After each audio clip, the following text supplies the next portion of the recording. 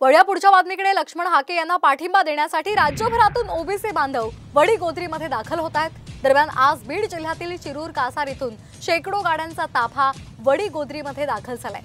लक्ष्मण हाके आणि त्यांचे सहकारी नवनाथ वाघमारे यांच्या आमरण उपोषणाचा आजचा 5वा दिवस आहे। दरम्यान आज सरकारच्या शिष्टमंडळानं लक्ष्मण हाके आणि नवनाथ वाघमारे यांची भेट सुद्धा घेतली, चर्चा केली। मात्र या चर्चेमध्ये कोणताही तोडगा निघाला नाही आणि त्यामुळे लक्ष्मण हाके आमरण उपोषणावर ठाम आहेत।